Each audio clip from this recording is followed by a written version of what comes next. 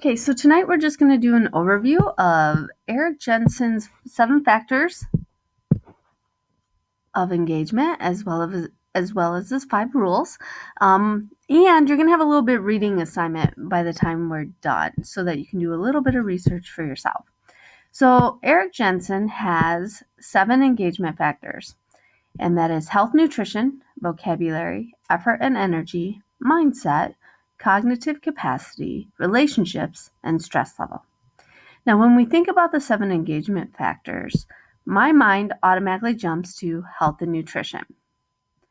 We are taught very early on in our career that if kiddos don't get a nutritious breakfast, that they're not going to do well in school. And so we always focus on making sure they eat breakfast.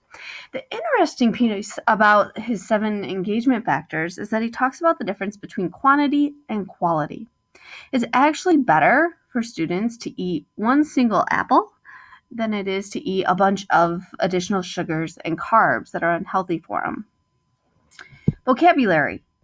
This section talks a lot about the importance of vocabulary and how, students at a very young age, such as early childhood, need to have early vocabulary development to really truly be engaged in school. We know this.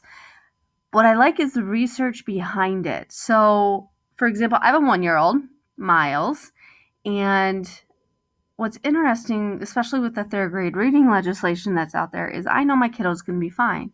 He gets read to. He has 2 highly educated parents in the household, and the use of our vocabulary alone are ensuring his success in school and his engagement and interest in learning, versus those who perhaps don't have the same educational value at home, maybe are not being spoken to in the same manner, or don't have the experience to the vocabulary. Effort and energy. This section is very fascinating to me in the fact that it talks a lot about how students' effort and energy don't always match what's going on. I'll leave that for further reading for you. Mindset. You can change a student's mindset towards school. One thing you need to remember about mindset is that many students, especially those living in poverty, don't have the mindset that there's a future for them, or their future is bleak. For example, if you ask a child who lives in severe poverty what their goal is, it might be as basic as working at McDonald's for a living, being a single mom, not going to jail, not dying.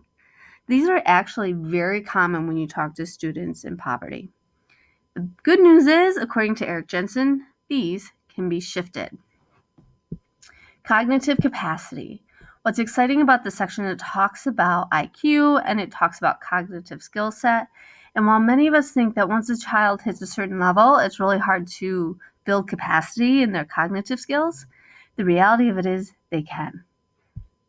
Relationships. We all know relationships are important, especially this time of year. It can be difficult for teachers.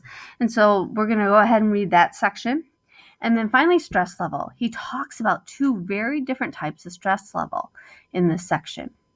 One being constant, ongoing, minor levels of stress. The other one being chronic, high-level roller coaster stress. So what we're going to do is we're going to take a break from our video, and I have a section of reading for you that I'd like you to complete and then make note on.